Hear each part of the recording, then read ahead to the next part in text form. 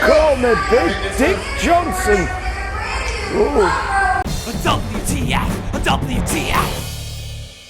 1 week on from the consensual penis being outed, and we did not die, we did not perish. The end indeed was not nigh. I am Ross from Cultaholic.com. You're my sexual wank pheasants, and let's take a look at all the WTF moments from last night's WWE Raw. I am the man who carries the power of wind in his fists, Elias says. So what, Pike, can make a turbine spin? Say you carry the power of gales or hurricanes in your fist, Elias, and then I'm scared. But to see you have the power of a clean and renewable alternative to burning fossil fuels does not scare me so much, you damn hippie. Elias then goes on to say he's the company's most valuable asset, and that's why he opened last night's WWE Raw. What's that? Breaking news. Fox pulls out of a 5-year, $1 billion deal with WWE. Oh, bugger me, no. Now, WWE, you might as well have saved yourself some money here by not flying in David Otunga, because having that third seat empty is just as useful as having boring bloody Dave in it. And he's come dressed as bloody Buttons from all the pantomimes, for Christ's sake, and I have no idea why that is relevant. David Otunga, you're late to the party, pal. How many times have we been through this? Roman Reigns did not beat Brock Lesnar at the greatest Royal Rumble. One of his little paws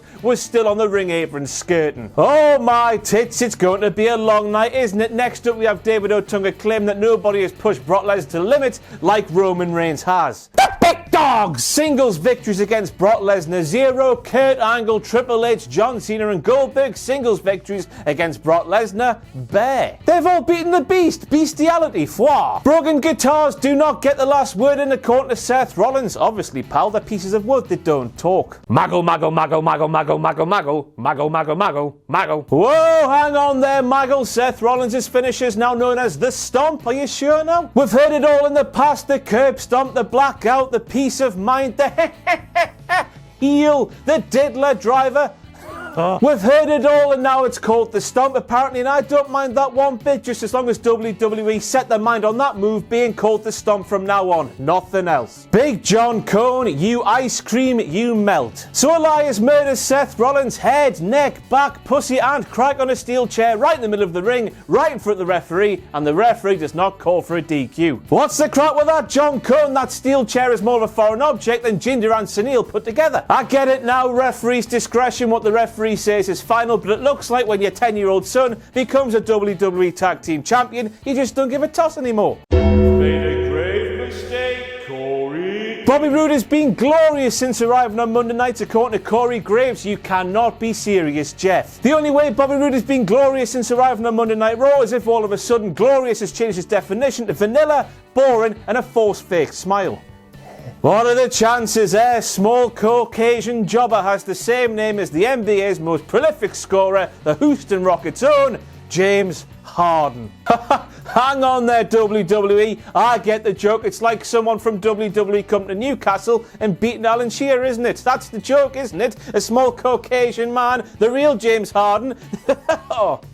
Do you know who I am? Aye, you're Bully Ray, and you have that catchphrase that I never really understood when you worked for Name Redacted Pro Wrestling. We're wrestling fans at a wrestling show, of course we know who you are. So if Curt Hawkins won, Curt Hawkins promised the entire crowd they would all get a free taco each. Curt Hawkins cannot count. There's about 100 tacos there. There's more than 100 people inside that arena. And of course, since he was taking on a jobber who moonlights as the NBA's most prolific point scorer, he couldn't lose. It was a foregone conclusion. 100 people would be getting a taco, and they would be very happy indeed. That wasn't until big baldy bastard Baron Corbin walked out, came down to the ring, attacked James Harden, so Curt Hawkins lost the match, and nobody got their tacos. Why, I hear you ask? Well, I have obtained exclusive footage from behind the scenes after last night's Raw went off the air. Baron Corbin really likes tacos.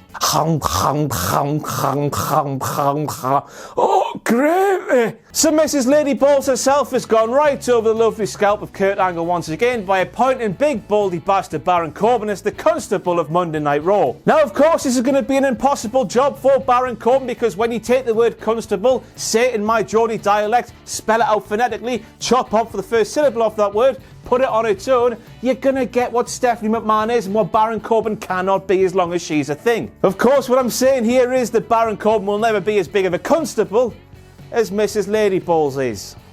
Made a grave mistake, Corey. So this time, Corey Graves claims that Ronda Rousey's never stepped inside of a WWE with anybody the size of Nia Jax. Bollocks, pal. Of course, we all remember WrestleMania 34 where Ronda Rousey was kicking the living piss out of Lady Balls as man balls, who might be a smidgen lighter than Nia Jax, but is 4 inches taller, and he's got a schneck that he can poke people's eyes out with. So here is a series of direct quotes from last night's Raw. Corey Graves: Nia challenged you because you were ripe for the picking. Ronda Rousey: ripe for the picking is something only my husband calls me. Cool, while ejaculating everywhere. We'll get to that in one moment as this matchup continues live on Raw. Ripe for the picking though? What does that even mean? No one knows what it means, but it's provocative. Made a grave mistake, Corey. Next up, we have Corey Graves asking Ronda Rousey how she can prepare for headbutts like Nia Jax's. That's right, Corey Graves asked Ronda Rousey how she can prepare to get hit in the face. Just to reiterate that point once more, that is serious broadcast journalist apparently,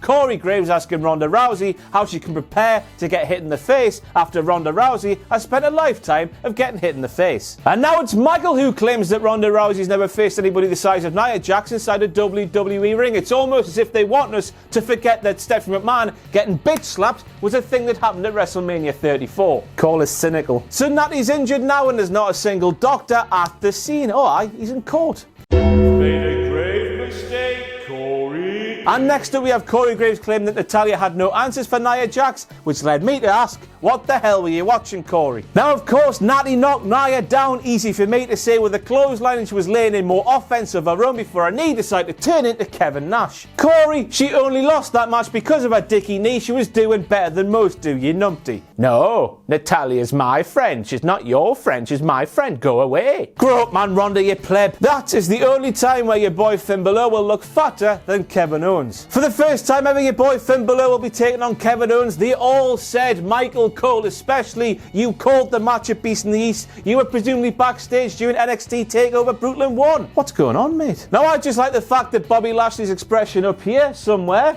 representing the weather, is exactly what it should be in terms of what Sami Zayn is saying to him, yet when WWE have him walk out there, he's gurning like a bloody idiot. It's right there, man. Do that face, Bobby. Bobby angry. And this time we have Michael Cole asking when the last time was you could say that Bobby Roode was being manhandled. Let me tell you, you prick. A few weeks ago when Elias turned his windpipe into a pepperami, never ever forget. Braun Strowman punched a ladder in half.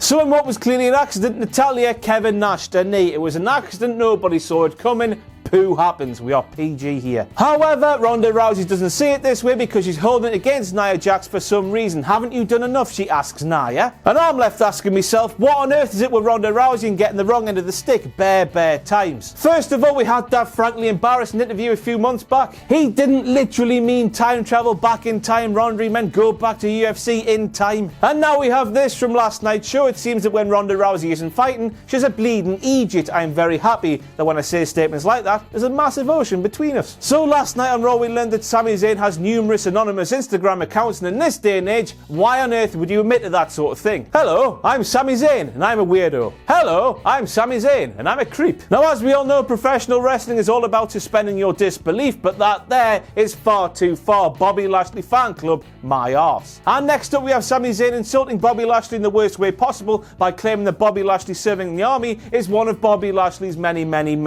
lies. Now, when you consider that Bobby Lashley has been floating around like he's on cowies for the past month, when you saw he was actually pissed off at Sami Zayn, bloody hell, I didn't know what to do with myself. Then, a second later, he was smiling again, almost as if that promo never happened. Can somebody just tell the man to listen to what Sami Zayn is saying, or is he just off his tits all the time when he's on television? And next up we have Roman Reigns asking what Jinder Mahal has done around here. The bloody cheek of it. Roman, your last WWE World title reign ended 2 years ago on the 19th of June, whereas Jinder's last WWE World title reign ended mere 210 days ago-ish. Roman, why do you need to be such a hypocrite, man? Why are you saying things like all Jinder Mahal does is walk around in WWE expected to be handed many things? Sorry, Mr. Screw Me out of the Universal title, even though I've had more shots than anybody else put together. Well, sorry, Mr. Brock Lesnar's ever here. I'm here every single week apart from last week. You're talking bollocks once again. Jinder's last few weeks have painted him to be the biggest babyface in WWE since Daniel Bryan in 2014. A few weeks ago, he was forced to fight when he was injured. He was put through a cardboard wall. He was hit with a chair by Seth Rollins when he was having a wonderful wrestling match with the man. And yet he's supposed to be the bad guy. I didn't think so. No, bad dog. A 6-woman tag match? When did SmackDown Live move to Mondays? Forget about John Cone being an ice cream. Forget about John Cone being a melt. John Cone went full Knickerbocker glory in that 6-woman tag match. So Alexa Bliss saw what Natalya did earlier in the night, thought, hey, that looks alright, that'll just go and sit backstage, making my 2 Money in the Bank opponents work even harder than they should do. Then Bayley comes down, takes Alexa's place, tags herself in, wins the match, and I'm asking, how is that not a DQ? I've said it before and I'll say it again, when your 10-year-old son becomes a superstar, you just stop giving a toss, don't you, John Cone? Referee's decision's final, I guess? No! So despite the fact that we went through the entire thing with Roman Reigns and Brock Lesnar saying the referee's decision is final, Curt Angle proved that the referee's decision is anything but final. With John Cone handing the match to the babyface team, despite the fact that Bayley was more of a foreign object than a foreigner, Curt Angle reversed the decision and had the Riott Squad win by DQ. Does anybody know what's going on at all? It's back. I'm going to ask you a question. Which one of those men has the most defined six-pack? I'll tell you, the one with 7 chins. Maggle Cole with a blast from the past, claiming that Ronda Rousey versus Nia Jax is the biggest championship match in Raw Women's Championship history. Bollocks, mate. Hell in a Cells, Elimination Chamber, Iron Man matches. There's been all sorts that are bigger. And next up we have Corey Graves claiming that the Money in the Bank ladder match will throw matchups in the air that we've never seen before, listing your boy Finn Balor versus my Bane spirit animal Rusev as an example of this. I am aroused. But that's not true, is it, Corey? Because on the 25th of July 2016, Cesaro versus Kevin Owens versus Rusev versus your boy Finn Balor, a multi-person match that involves Rusev and Finn Balor, it's already happened, hasn't it? Yeah. Kevin Owens doesn't care about anybody but himself.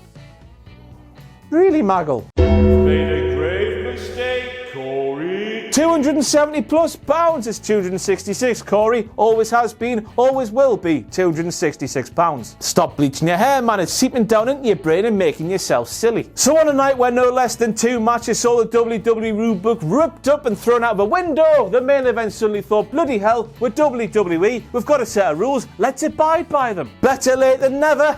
Oh. So in WWE's mind, Kevin Owens looked silly because he was too scared to jump off a really high thing. Also in WWE's mind, your boy Finn Balor taking an unnecessary risk by jumping off a ladder, landing feet first from a really big height, and going back up that ladder to take down the Money in the Bank briefcase when it simply does not matter one jolt, makes Finn Balor look cool as flip. So you've got Kevin Owens stopping himself from taking an unnecessary risk and your boy Finn Balor taking a risk and then going up the ladder when it simply doesn't matter. Who's the real idiot here? Finn. Honest. So that's it. We're here. It's the end. Thank you very much for being a sexual wank pheasant once again. I love you all for a very long time. Follow me on the Twitter machine. It's at Ross on Wrestling. If you like what we do here at Cultaholic, you can pledge to our Patreon page, patreon.com/Cultaholic. Anything you can afford to give us will be greatly appreciated and put back into the company to keep making the viewing content for your pleasure. But most importantly of all, do not forget to join us in every form of social media, apart from the forms of social media we do not have.